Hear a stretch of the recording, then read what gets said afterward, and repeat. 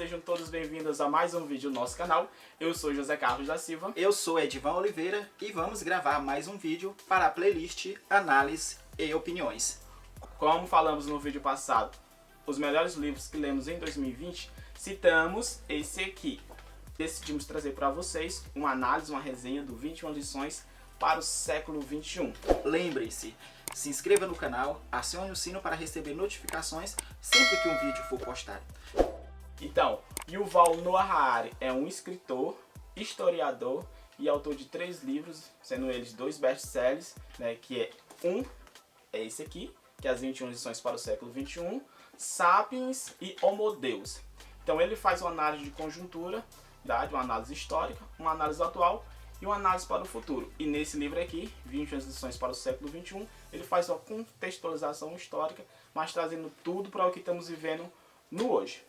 Então o livro é dividido em 5 capítulos, ou como ele coloca aqui, em 5 partes, que são desafios, que a primeira parte é desafio tecnológico, a segunda parte, desafios políticos, a terceira, desespero e esperança, a quarta parte, verdade, e a quinta, resiliência.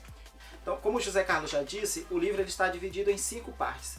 E eu fiquei para falar um pouco sobre a primeira e a segunda, depois a gente vai se revezar na terceira e o José Carlos vai fazer a quarta e a quinta. Então, a primeira parte já foi dita, né? O desafio tecnológico. A frase que eu destaco em primeiro momento é: uma mãe solteira lutando para criar 2 filhos numa favela em Mumbai está preocupada com a próxima refeição. E um homem que está morrendo num hospital superlotado em Londres reúne todas as forças para respirar mais uma vez. Todos têm problema muito mais urgente do que o aquecimento global e a crise da democracia liberal. Ou seja, Harari ele começa nos apresentando o quê? Que a sociedade ela tem problemas muito mais emergentes para resolver do que se preocupar com o aquecimento global ou simplesmente se preocupar com a democracia liberal. Então esse aqui é uma introdução já do livro que ele coloca. Porém, eu retorno uma página antes, bem no início da introdução ele diz: no mundo inundado de informações irrelevantes, clareza é poder. Em teoria, qualquer um pode juntar ao debate sobre o futuro da humanidade, mas é muito difícil manter uma visão lúcida. Muitas vezes, nem sequer percebemos que o debate está acontecendo ou quais são suas questões cruciais. Então Harari ele já começa a nos provocar um pouco. Depois ele vem: se o futuro da humanidade for decidido em sua ausência, porque você está ocupado demais alimentando e vestindo seus filhos, você e eles não estarão eximidos das consequências. Isso é muito injusto. Mas quem disse que a história é justa? Então, essa é a reflexão que ele nos traz logo na introdução do seu livro, para nos provocar sobre a necessidade de termos conhecimento, né, termos clareza do debate que está sendo pautado, para que assim a gente tenha mais força para enfrentar as consequências, né? E não adianta dizermos que o problema da sociedade não é meu e que eu estou bem e que as consequências não irão nos atingir. É isso que ele vai falar um pouco neste livro. Então, a primeira parte ele traz o quê, né? O desafio tecnológico. Então ele traz a desilusão. O que é a desilusão, né? Aí ele começa com o fim da história foi adiado. O fim da história é uma referência a um livro de Francis Fukuyama, que é O Fim da História e o Último Homem, onde ele faz uma análise sobre o liberalismo e o comunismo. Com o fim, né, do comunismo ali na década de 90, com a queda do Muro de Berlim, ele vai dizer o quê? Que acabou a história, que agora não há mais necessidade de discutirmos. Porém, Harari traz-nos essa reflexão dizendo o quê? Que não.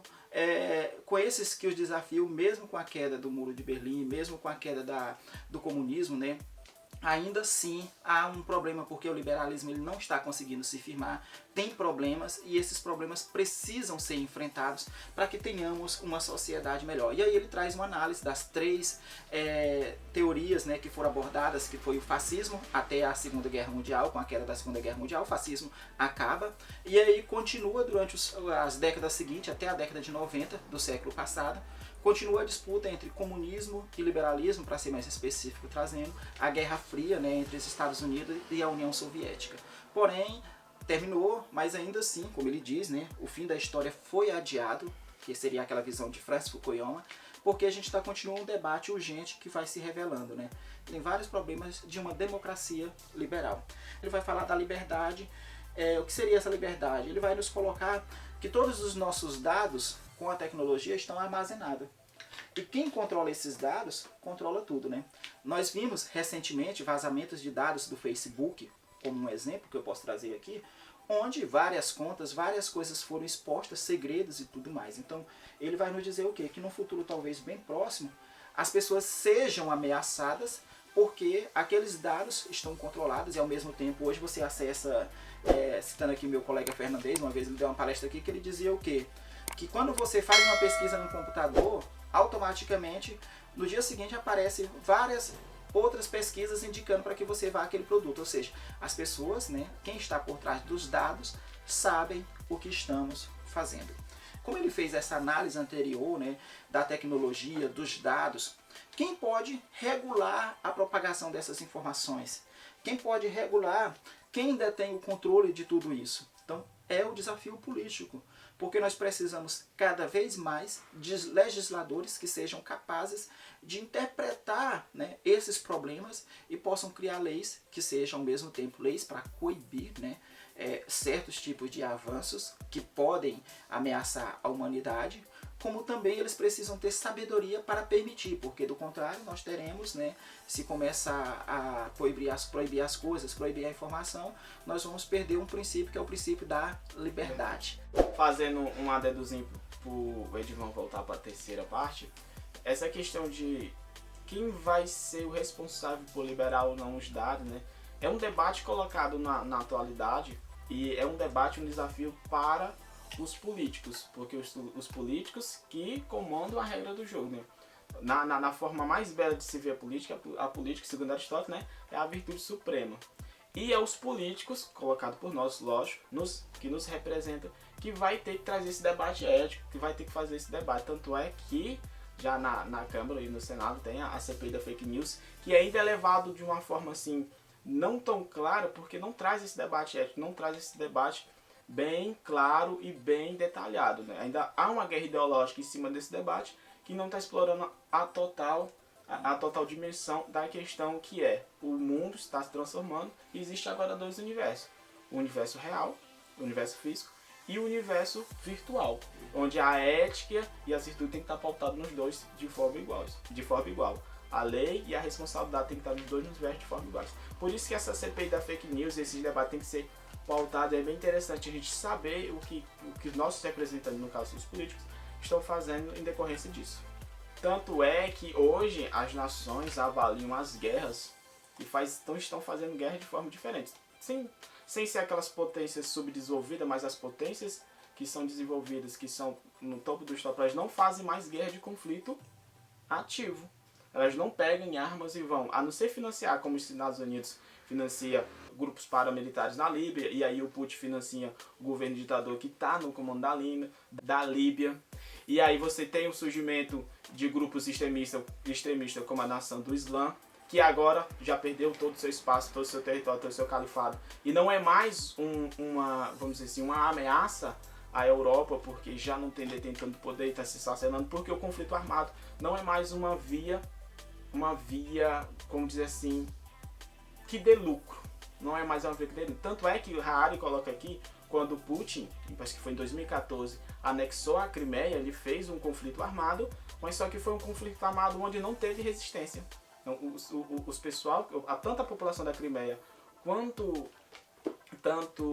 os soldados, eles já eram inculturalmente envolvidos com a Rússia. Então a língua que era falada era do russo, as culturas que tinha falado era porque já era um território russo que o Putin tomou de volta e não se expandiu, então ele não foi para frente. Então por quê?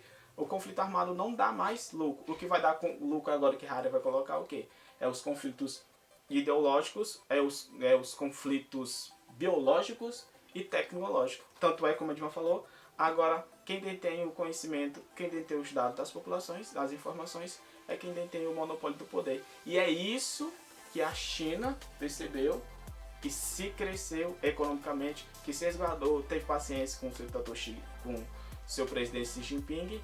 Ela parou, pensou e analisou: vou por aqui, pelo caminho do diálogo, pelo caminho financeiro e cresceu e está se tornando uma potência emergente, enquanto os Estados Unidos, que apostou no conflito e financiamento de conflito, hoje está se esfacelando, está entrando em conflito e corre risco da China ser a maior potência mundial daqui a uns tempos, porque a China está fazendo uma política de apaziguação.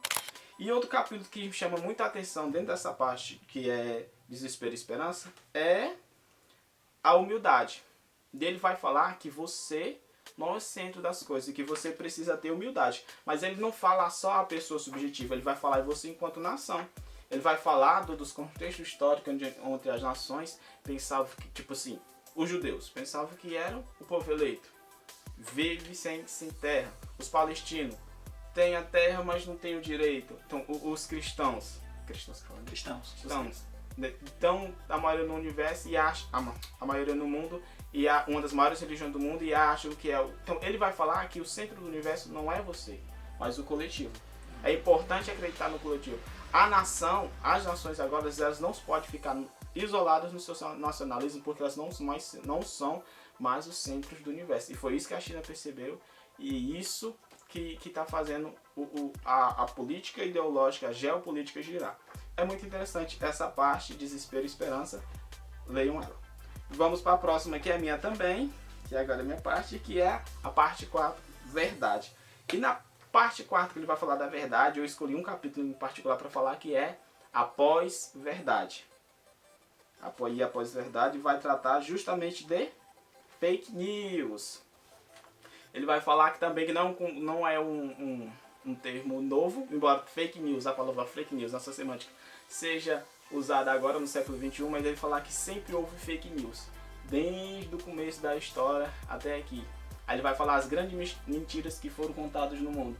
Tipo, Hitler começar dizendo que os judeus que dominavam o sistema bancário, que quebraram a Alemanha, aí começou a guerra, que os judeus que estavam acabando com tudo. Grandes mentiras que foram contadas ao longo do tempo, que se tornaram pós-verdade, porque era muito difícil desmentir, e quem detinha o poder tinha a verdade em suas posses. Ele foi falar que a pós-verdade, e aí eu trago uma reflexão para vocês, que agora no nosso tempo ela se esfacelou em pequenas ideologias, em pequenos pensamentos, que é mais fácil você acreditar na mentira do que acreditar na verdade. Porque a verdade hoje você tem que enxergar.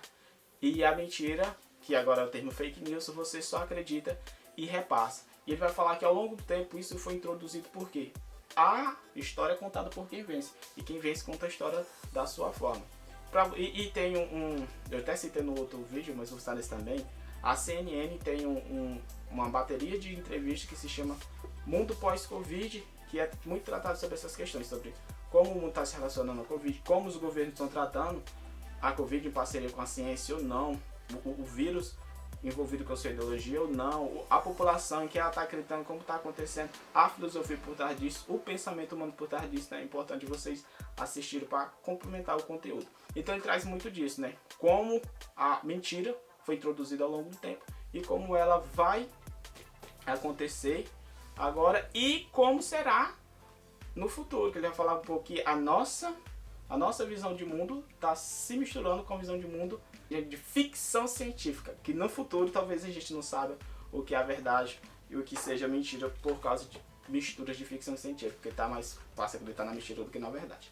E por fim, na sua última parte do seu livro, que é resiliência. E na resiliência eu escolhi um capítulo, no caso a última lição dele, que é meditação.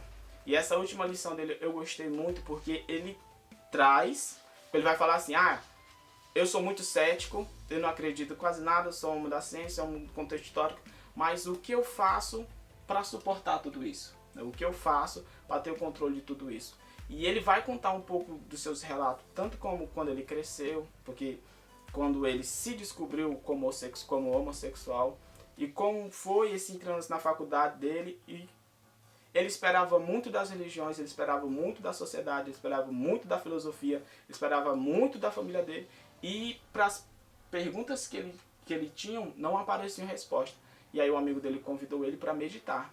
E na meditação, ele encontrou um espaço para relaxar, para pensar em você mesmo. E eu gosto muito dessa parte, porque eu gosto muito de meditar também. Meditação que vai deixar fluir. E deixando fluir, você vai ter consciência que a sua respiração entra, que a sua respiração sai, que você imagina, que você pensa, vai ter consciência do seu corpo. Então, deixa a dica, meditem e leiam este livro, 21 lições para o século XXI, de Yuval Noah Harari. E deixem nos comentários se vocês querem mais resenha deles, porque é um livro que tem muito pano pra manga. Espero que tenham gostado. É isso aí, viu? Então, mais uma vez eu peço, se inscreva no canal, acione o sino para receber notificações sempre que um novo vídeo for postado.